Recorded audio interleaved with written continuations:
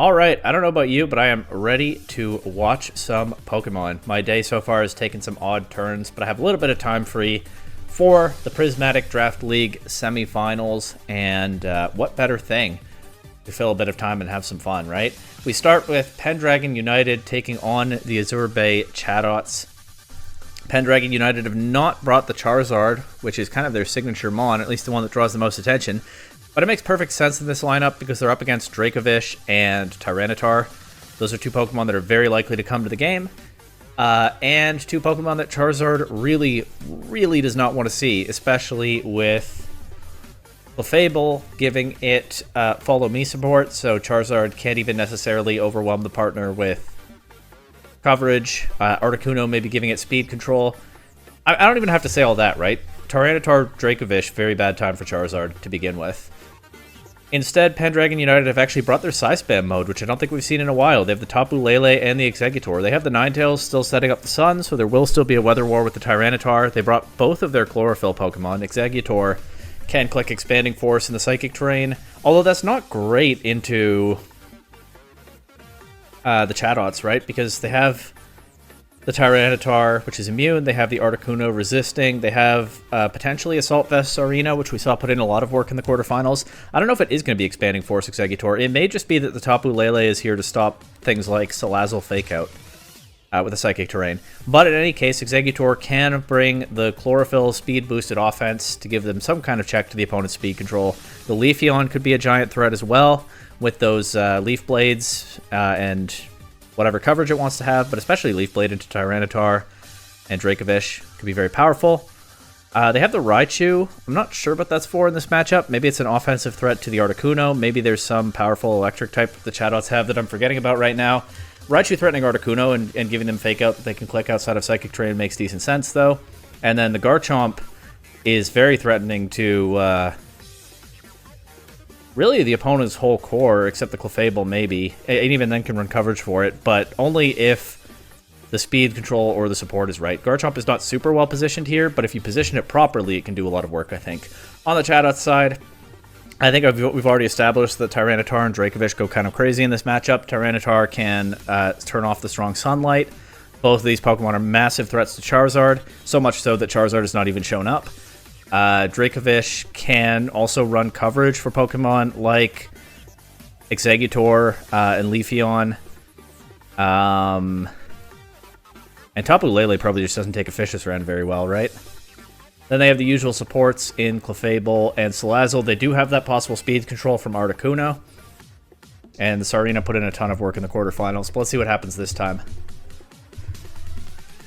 Pendragon United leading with Exeggutor and Tapu Lele. It is the Psy Spam mode right out of the gate. I don't know if it's going to be Expanding Force stuff or not, but it's Sarina and Articuno leading on the Chatot side. No Weather immediately. Both teams probably trying to make sure they position it so they actually win that Weather War. Or maybe Ninetales didn't come to this game. I think Tyranitar probably did, but we'll see about Ninetales. Exeggutor switches out to Garchomp as Sarina Dynamaxes immediately. Tapu Lele just throws a Shadow Ball at Articuno, does about 50%. Shadow Ball does have a chance of lowering Articuno's special defense stat and giving it a competitive boost, so that is probably not the roll you want to see. Well, I don't know the rolls, right? But that's probably not the damage calc you want to see as Pendragon United, given that there is that risk of boosting the opposing Articuno. And we also see the Citrus Berry on Articuno, so it actually will take another Shadow Ball afterward. Sarina goes straight for a max Hailstorm into what was Exeggutor. Pendragon United, I realize now, have brought 3 ice weaknesses to this set and only 1 resistance. So that was probably off of Triple Axle. I'm not sure it gets another ice type attack, but pretty strong max Hailstorm into the Exeggutor slot, catches Garchomp switching in, both of those Pokemon weak to it. And that sets up Hail, actually, as the first weather in this set, as I'm sure we all expected. Ninetales is the last Pokemon for Pendragon United, so here's the Sun. Tapu Lele Dynamaxes, maybe looking for a Max Phantasm to take out the Articuno. Max Hailstorm will stop the Sun again, but Articuno actually U-turns out of there to Tyranitar, which sets up the Sand, and it's actually Max Starfall from Tapu Lele, so Pendragon United not falling for the switch. They actually do a ton of damage to Tyranitar there, but Tyranitar does survive. It's another Pokemon that does well with an Assault Vest. I don't know whether it has it or not, but maybe it is possible, right, that the Lele was calced to knock out the Tyranitar, but the Tyranitar had that little bit of extra help to survive. In any case, Ninetales clicks Will-O-Wisp into the Sarina, but Tapu Lele I don't know if the speed interactions got mixed up there or something. Ninetales does have higher base speed than Tapu Lele, but obviously I don't know their EVs. Ninetales clicks Will-O-Wisp in the Sarina, but the Tapu Lele just set up Misty Terrain, so that prevents the burn. We see a Rock Slide now from Tyranitar, chipping down both of these Pokemon. Max Overgrowth from Sarina knocks out the Tapu Lele. So after all that weather back and forth, we also finally get a Terrain. Wait, we just had the Misty Terrain, my bad. We've had Psychic Terrain the whole time. It's a lot to keep track of, okay? We've already had 3 different weathers and 3 different terrains, and we haven't even finished Game 1 yet. Sarina's Dynamax wears off. Dynamax, of course, also gone on the Pendragon United side. Exeggutor has to come in as the last Pokemon they have left, but now they have probably no way to set the sun back up unless they have Sunny Day on one of these Pokemon. So Exeggutor will be in a rough position, especially when the Articuno comes back in. For now, it protects as Tyranitar goes for Rock Slide and knocks out Ninetales. Sarina clicks a very safe triple Axle into Exeggutor. Can Exeggutor clutch this? I don't think it can. Even if it gets past these two, like I said, I don't think it beats Articuno. But it takes a Rock Slide okay. Triple Axle needs all 3 hits, but it gets all 3 hits. And knocks Exeggutor out. So just a commanding Game 1 win from the Chatots. Not even losing a Pokemon, actually, in that game. Pendragon United had a lot of damage to throw at them, but it was never quite enough, and they were on the back foot throughout the set. Especially as soon as the Sarina started setting up Hail. So let's see what adjustments they have now in Game 2. We see Raichu leading with Garchomp this time against Salazzle and Tyranitar. Tyranitar does lead this game, okay. Salazzle is on an air balloon, so that'll make things a little bit trickier for the Garchomp. Tyranitar Dynamaxes turn 1. It can click Max Rockfall, and even if the Ninetales comes in, that, of course, is weak to that attack. As long as they target correctly, they can knock Ninetales out with that, and then they also make sure the Sandstorm goes back up. But it is, once again, a very early Dynamax commit. They're going, I guess, to try to run away with this game once again. We'll see if it works twice in a row. Salazzle outspeeding Raichu, getting the Fake Out first. I don't know if Raichu went for Fake Out or not. I think it probably did. Garchomp lands a big Rock Slide, so Salazzle takes a lot of damage from that, but it would have dropped to a Ground-type attack had it not had the Air Balloon. Instead, Garchomp has to break the balloon with Rock Slide. Salazzle does survive, and Tyranitar has time to take the Garchomp out with a Max Hailstorm, probably off of Ice Punch, or does it get Avalanche in this generation? I'm not sure. But that Ice-type coverage on Sarina and now on Garchomp, making life really difficult, or on Tyranitar, I mean, making life really difficult for this Double Grass and Garchomp lineup. We see the Leafeon here. The Leafeon has pulled off some heroics before. It does Dynamax, but immediately takes a ton of damage from a Salazzle Sludge Bomb. And so Salazzle getting through turn 1 makes a big difference here, as it continues to outspeed the Raichu. Does a ton of damage to Leafeon before the sun even goes up. Raichu Volt Switches out, knocks out Salazzle, but Salazzle's done a lot of work already. Ninetales does come in and get the sun. Leafeon will get a chance to go for a big Max Overgrowth into Tyranitar. It does not do all that much damage. And Leafeon drops to a Max Hailstorm. And now the sun is gone again. Leafeon is gone. We'll see Pendragon United's last... Actually, we know their last Pokemon is Raichu. Clefable is here, and I don't know how they ever beat this Tyranitar. Clefable protects around a Raichu Fake Out. Okay, Ninetales does land the Will-O-Wisp into Tyranitar this time. Max Rockfall still does a lot of damage through a Burn and a Chardy Berry. Tyranitar is just an unreal Pokemon sometimes. Maybe I'm glad I didn't have to face it this season, even though I had Blastoise and Zygarde. But anyway, Ninetales still takes more than half through the Burn and the Chardy Berry from that Max Rockfall, and then it takes Sand Chip, of course. But the Grassy Terrain will give it some recovery. Tyranitar's Dynamax is over, but unless Raichu has like Brick Break or maybe Grass Knot or something, but it's just Nuzzle into Clefable this turn. It is Energy Ball on Ninetales. It almost takes out Tyranitar, but not quite. Rock Slide back crits Ninetales. And then we see Meteor Beam on the Clefable. That is a really fun tech. Once again, that Rock-type coverage very strong into the Charizard and Ninetales core. I'm not sure I knew that Clefable gets Meteor Beam. Obviously, I'm not at all surprised. It's a very fitting move from that Pokemon, but yeah, I did not see that one coming. And so Tyranitar does get a crit on Ninetales with the Rock Slide. I don't even know if it mattered for this KO, but I do not think it mattered for the outcome of the game. I don't think Pendragon United had enough firepower left to pull this one back. Meteor Beam is crazy is a more concise way to say what I was just saying. Thank you, High PDL. But with a quick 2-0 win, the Azurbe Chatots take care of business and get to their second consecutive PDL final. So right back in it for the championship. We'll see if they can pull it off next week, but of course there is still one other semifinal to get through. And unfortunately, it is a substitute coach stepping in for the East Coast Espurr in this semifinal match against Staff United. Once again, Draft League is a lot of fun, but it's not anyone's highest priority, and it shouldn't be. Sometimes real life gets in the way. It's really unfortunate when that happens in the playoffs, but certainly you can understand someone not wanting to forfeit in that position. So it is a substitute coach for the East Coast Espurr, taking on one of the regular coaches from Staff United. On the Espurr side, we have the powerful duo of Rillaboom and Primarina, supported by Klefki. So Klefki can give them screens, it can give them speed control, it can give them rain. It could even give them Misty Terrain if that's useful for some reason. Maybe denying like a burn on the Rillaboom, but I think probably it doesn't have that move. I'm just saying it can. They also have Excelgor, which goes very, very fast. It gets Final Gambit. It does some other stuff. I'm not sure what. We've mostly seen Final Gambit so far since this team picked it up. They have Alolan Marowak, which is an absolute menace in Trick Room, so I'm not sure what gets Trick Room on this team. Klefki might, I'm not sure. Aromatisse probably does. And given that Staff United have relied a lot this season on very fast threats in Dragapult and Regigigas, Regigigas is maybe not very fast, but it's pretty fast. Those are both Pokemon that like to outspeed their opponents, especially with Regigigas' normal stab as a max move, lowering the opponent's speed. Nihilego is a very fast threat. They haven't relied as much on it this season, but it is very powerful, and it with that poison coverage, it can outspeed and threaten Rillaboom or the poison stab, I mean, it can outspeed and threaten Rillaboom and Primarina. In fact, Rock and Poison Stabs kind of sweep this whole team except Klefki. So they might be really seriously wanting to get the Trick Room set up. Even Sylveon and Buzzwole are not crazy slow Pokemon, right? So the Alolan Marowak under Trick Room could go nuts this week. It's a really interesting Pokemon here because it looks terrible if Trick Room is not up, but amazing if Trick Room is up.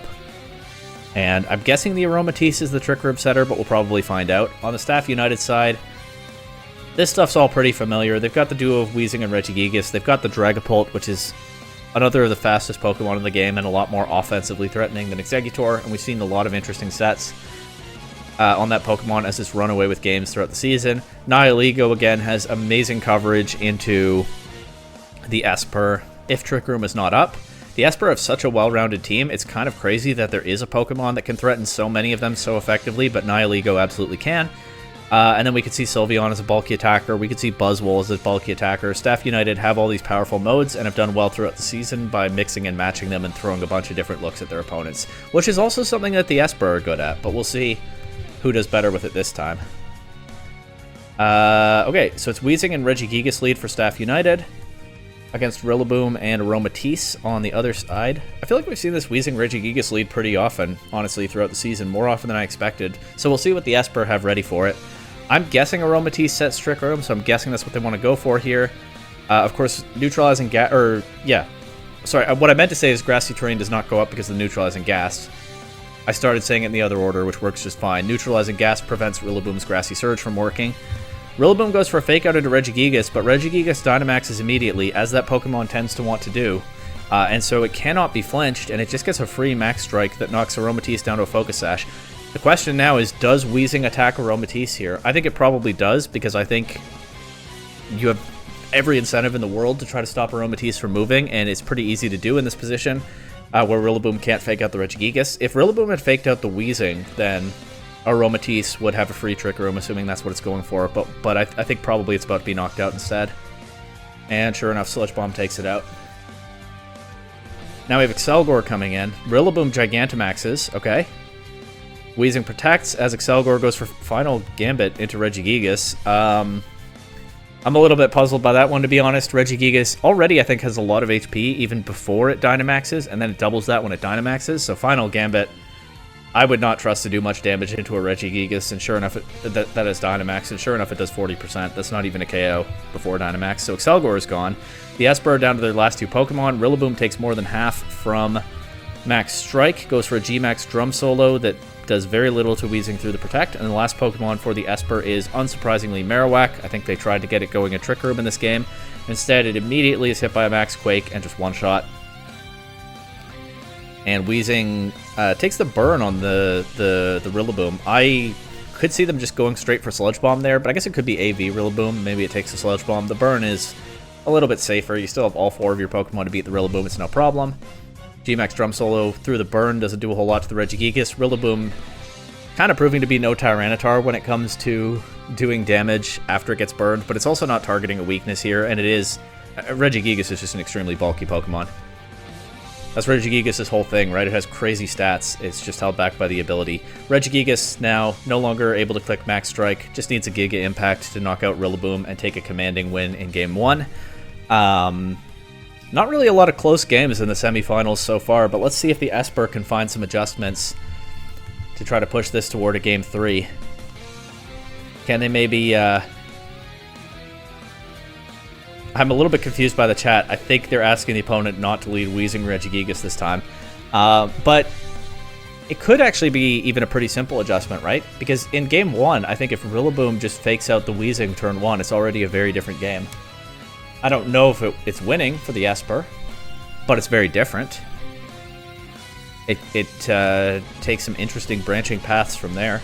But we get different leads from both sides this time. It's Klefki and Primarina for the Espurr against Weezing and Sylveon for Staff United. Weezing and Sylveon looks like a really weird lead combination because, of course, Weezing takes Pixelate away from Sylveon, which means if the Sylveon is running Hyper Voice, it is not a Fairy-type attack while Weezing is on the field. There is no Ability Shield in Generation 8. That's a Gen 9 item, so that's not a possibility.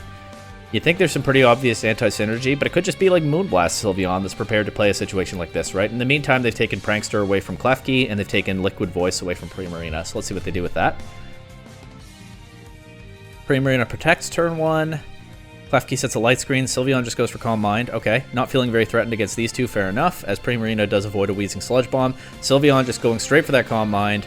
It does get paralyzed by Klefki Thunder Wave, but there's still not much of an offensive threat facing it here, as Primarina gets poisoned by a Sludge Bomb, goes for Hyper Voice, but again, that is not a Water-type attack. The trade-off for Sylveon not getting Stab Hyper Voice is Primarina doesn't get Stab Hyper Voice either. I don't know whether it's running a Water-type attack to still hit through Neutralizing Gas. This is actually an issue I had playing Primarina in Reg H VGC, and one reason I didn't end up keeping it in my Toronto regional team last year was that I ended up using a whole move slot on Water Pledge just because I had a stretch of games where I kept running into Weezing and Primarina was kind of shut down by them without a Water-type attack that is consistently a Water-type attack. I don't know whether this Primarina has the same problem, but I do know that Normal-type Hyper Voice did not do much to +2 Special Defense Sylveon, and Sylveon shows the leftovers. Barely tickled after that. Klefki Thunder Wave goes into Weezing. Hyper Voice is chipping down the Weezing, but still not doing much to Sylveon. It's also Life Orb Primarina, so it's chipping itself down. Weezing goes for Flamethrower to chip the Klefki. Sylveon still just stacking up those boosts. Klefki now setting its second screen. Reflect, I guess that's just still something it can do with both opponents paralyzed. Hyper Voice does take out the Weezing here, so Primarina will have access to Water-type Hyper Voice, except Sylveon now has access to Fairy-type Hyper Voice, and it knocks out Primarina before Primarina gets to do anything with that. So Staff United timing this in a pretty simple way, right? Just stacking up boosts with the Sylveon as long as the Primarina was still there, not being very threatening, and then on the turn they knew they could remove Primarina, or no, on the turn they knew that the opponent could remove Weezing. That's when they start attacking, and they don't let Primarina take advantage of actually having its ability. Nihilego comes in now, and since it looks like the Espurr have not brought the Trick Room mode this time, and Klefki is already weakened, and Sylveon probably has some coverage for it that we haven't seen yet, Nihilego looks poised to sweep, except, of course, Rillaboom has a couple of priority attacks that can be kind of difficult for Nihilego to deal with. We could see Fake Out into Nihilego, we could see Grassy Glide into Nihilego. Grassy Glide is really strong in this generation. Well, coming from a Rillaboom at least it is. And Nihilego, especially bulky, not so physically bulky. So Nihilego might not be ready to sweep just yet, but it looks like an absolute menace as the Espurr do seem to have moved away from the Trick Room idea. Fake Out goes into Sylveon this turn. Nihilego gambling. It does get paralyzed. That actually is an issue for it. But yeah, I guess gambling that the Rillaboom wouldn't attack it here. And it pays off as Rillaboom takes 60% and gets poisoned by a Sludge Bomb. I guess they've established the Sylveon as such a threat. They figured they could get away with that Nihilego play, and they seem to be right. Sylveon takes 50% from a Grassy Glide. Again, Rillaboom Grassy Glide really, really strong in this generation. It is, what, like 70 base power, I think? It got nerfed in Gen 9. And Rillaboom is a pretty good attack stat. Rillaboom has the stab. Rillaboom sets up its own terrain. 50% into the Sylveon is not bad. But Rillaboom then drops to a Sludge Bomb. And yeah, the Espurr kind of forced to try to deal with the Sylveon however they can. Just leave Nihilego free even when it's paralyzed. to attack. It takes out the Rillaboom. It takes no damage in the process. It gets the +1 special attack now with the Beast Boost. Sylveon is fully paralyzed this turn. But do the Espurr have enough to win this? With Excelgor coming in, I think probably not. Excelgor has no... I don't think it has any good offense here. These two Pokemon both resist its Bug Stab. I think it just doesn't have the stats to put in a lot of work with its coverage moves. Especially since Excelgor is probably going to be running like Giga Drain for coverage. A special attack is my point. Nihilego is especially bulky. Sylveon is as well and has boosted its special defense. Excelgor can remove one of these with Final Gambit, but then Klefki is alone against two other Pokemon, so I don't think it wants to do that. We'll see what it does go for. It's Bug Buzz into Sylveon. Yeah, it does 5%. I'm surprised it did that much. Klefki Dazzling Gleam doesn't do a whole lot either, and Nihilego Power Gem just wipes out the Excelgor. We know that the Focus Sash is on Aromatisse. Sylveon not showing any coverage for the Klefki, but doesn't seem to need it, as Hyper Voice does plenty there. Klefki Dynamaxes is the only thing they have left. Max Guard gets it through the turn. Nihilego is fully paralyzed, doesn't matter here. Klefki just goes for the double Max Guard and gets it. Sylveon fully paralyzed, doesn't matter into Max Guard. We never saw a Dynamax from Staff United this game, did we? And Klefki Max Starfall off of Dazzling Gleam does a tiny bit more than nothing to +3 special defense Sylveon, as Sylveon throws back the Hyper Voice, gets the KO. And yeah, just a dominant performance from the Chatots in the first set, and just a dominant performance from Staff United in the second. It is going to be a really interesting final. The top two seeds were both defeated in the semifinals. It will be number 3 versus number 5, both coming off of really, really impressive wins. I think I didn't fact check myself on this, but I think 2 of the 3 PDL coaches have, or 2 of the 3 Staff United coaches have won PDL championships before. My bad if all 3 of you have and I forgot. The Chatots coach still chasing their first one, and again, was the runner-up just last season. So a lot of storylines you could write around this final. A lot of the powerful threats of Gen 8 VGC are going to be facing off. We got the Regigigas and the Dragapult on one side. We got the Dracovish and all its supports on the other side. The Galarian Articuno is a really interesting one as well. It's going to be quite the matchup. And it comes next week, presumably, depending on their scheduling. Staff United versus Chatots. I wouldn't want to miss it.